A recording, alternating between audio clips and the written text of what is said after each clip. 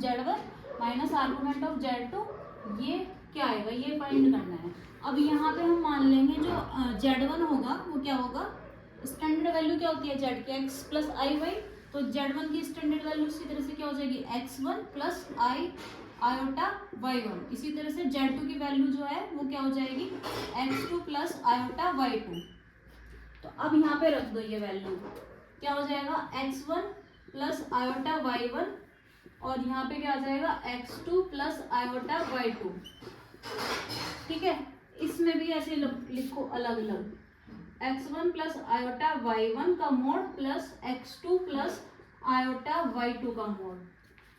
और अगर complex number का मोड हो रहा है तो उसका क्या हो जाता है अंडर रूट रियल पार्ट का स्क्वायर प्लस इमेजिनरी पार्ट का स्क्वायर। रियल पार्ट क्या मिलेगा यहाँ पे हमें x1 प्लस x2 का स्क्वायर प्लस इमेजिनरी पार्ट कहाँ मिलेगा हमें, ये इमेजिनरी पार्ट में आई नहीं लिखने के, आई का स्क्वायर नहीं करने के, बस y1 और y2 का स्क्वायर करेंगे, y1 y2 का स्क्वायर।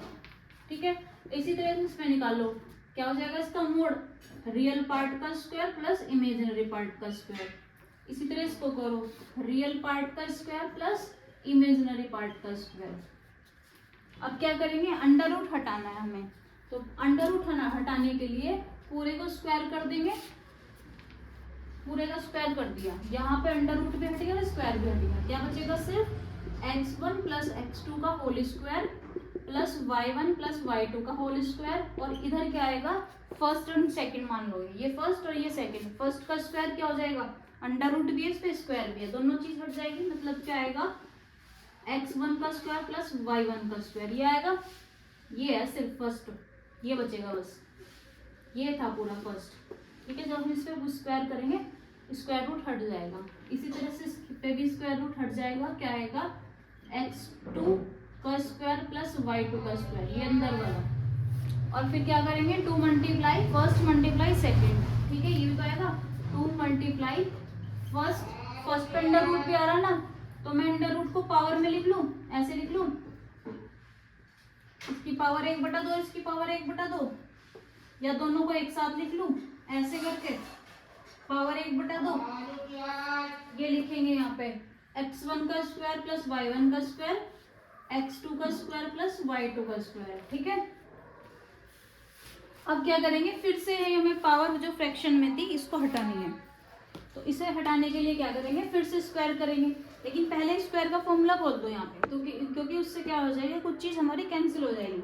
यहाँ पे होल स्क्वायर का फॉर्मूला ओपन किया, x1 का स्क्वायर प्लस x2 का स्क्वायर प्लस 2x1 x2, और इधर क्या हो जाएगा y1 का स्क्वायर प्लस y2 का स्क्वायर प्लस 2y1 y2, इधर क्या आ रहा है x1 का स्क्वायर प्लस y1 का स्क्वायर प्लस x2 का स्क्वायर प्लस y2 का स्क्वायर, और ये एज इट इज लिखो,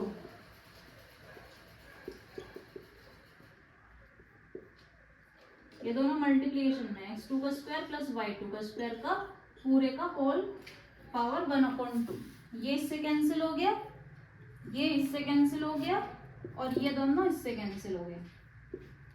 ठीक है, इधर सिर्फ क्या बचा 2 कॉमन ले लो इन दोनों में से, x1 x2 plus y1 y2, और इधर क्या बचा 2, ये कंप्लीट लिख लेंगे, इधर 2 से 2 कैंसिल हो जाएगा, फिर से स्क्वायर करेंगे तो इधर स्क्वायर हो जाएगा और इधर पावर कितनी हो जाएगी 1 हो जाएगी। ठीक है, सिर्फ क्या बचेगा x1 का स्क्वायर प्लस y1 का स्क्वायर इंटू x2 का स्क्वायर प्लस y2 का स्क्वायर, ये बचेगा, सिर्फ 2 भी हट गया।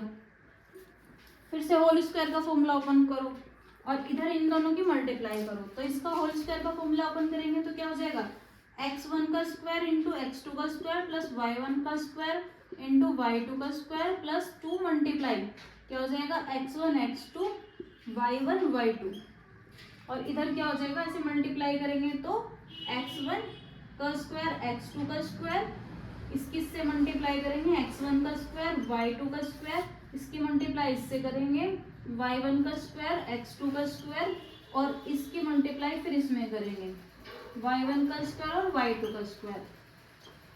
ठीक है, ये इससे कैंसिल, ये वाला इससे कैंसिल, तो इधर क्या बच रहा है 2x1 x2 y1 y2 और इधर क्या बच रहा है x1 का स्क्वायर y2 का स्क्वायर प्लस y1 का स्क्वायर x2 का स्क्वायर। इसे इधर ले जाओ, इधर जाके माइनस हो जाएगा, इधर क्या बचेगा 0। क्या आ जाएगा इधर 2x1 x2 y1 y2। किसका फॉर्मूला बन गया ये, 0 को इधर लिख लो, किसका फॉर्मूला बन गया होल स्क्वायर का, माइनस में बीच में ना, यहाँ माइनस आ रहा, तो क्या बन गया x1 y2 और माइनस y1 x2 के होल स्क्वायर का फॉर्मूला बन गया। स्क्वायर हटा सकते हैं तो क्या इसको इधर ले जाओ, अब तो क्या लिख सकते हैं इसको x1 y2 equal to y1 x2। अब इसको अपॉन में करके लिख लो ऐसे, x1 के साथ में ये मल्टीप्लाई में तो ये कहाँ चला जाएगा अपॉन में, और y1 के साथ में x2 है तो x2 यहाँ लिखो और y1 यहाँ लिखो। इन दोनों को ले लिया हमने एक कांस्टेंट k के इक्वल, ठीक है। अब ये दोनों लो एक साथ, तो इसको क्या लिख सकते हैं हम x1 क्या लिख सकते हैं x1 equal to k x2 लिख सकते हैं। अब जब इन दोनों को लेंगे एक साथ तो y1 को क्या लिख सकते हैं y2 k, ऐसे लिख सकते हैं। अब हमने ये लिया z हमारे पास क्या था x1 प्लस आयोटा y1, यहाँ पे x1 की वैल्यू रख दो, क्या थी k x2 और k y1 की वैल्यू रख दो k y2, कॉमन ले लो यहाँ से k, क्या बचेगा x2 प्लस आयोटा y2, ये किसकी वैल्यू आ गई z2 की। तो इसका मतलब क्या पता लग रहा है हमें z1 इक्वल टू क्या आ गया k z2 आ गया, ठीक है। अब हमें ये निकालना है argument z1 minus argument z2। इसको ऐसे लिख सकते हैं, अगर दोनों आर्गुमेंट के बीच में माइनस आ रहा है तो क्या हो जाते हैं डिवाइड में हो जाते हैं। ऐसे लिख सकते हैं argument of z1 upon z2 लिख सकते हैं। z1 की वैल्यू रख दो यहाँ से, क्या हो जाएगी z1 की वैल्यू क्या है आ रही है हमारे पास k z2 से z2 कट गया, आर्गुमेंट ऑफ k आ गया। k क्या है कोई कांस्टेंट है, यहाँ पे लिख लेना k क्या चीज है रियल नंबर है कोई। और अगर यहाँ पे रियल नंबर है, जैसे मान लो k कोई नंबर है 2, इमेजिनरी नंबर नहीं है, तो अगर हम आर्गुमेंट किसी रियल नंबर का निकाल रहे हैं तो थीटा की वैल्यू 0 हो जाती है। कैसे होगी, आर्गुमेंट कैसे निकलता है tan inverse imaginary part upon real part. Imaginary part क्या है यहाँ पे 0 और रियल पार्ट क्या है 2, तो tan इनवर्स 0 हो गया। tan इनवर्स 0 क्या होता है 0, यानी कि 0 आ गया। थीटा कितना आ गया 0 आ गया हमारे पास। और थीटा 0 कब आता है, एक तो इस वाले उस पे या फिर पाई पे, देखो इस तरह से है ये। अगर थीटा 0 है तो जो मतलब ये है ना तुम्हारा आर्गुमेंट,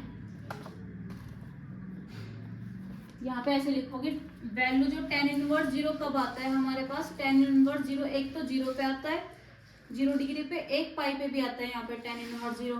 और इसे क्या लिख सकते हैं 0 डिग्री को माइनस पाई भी तो लिख सकते हैं। तो tan इनवर्स 0 हमें कब मिलेगा 0 डिग्री पे, पाई पे और माइनस पाई पे, तो ये मिल गया हमें।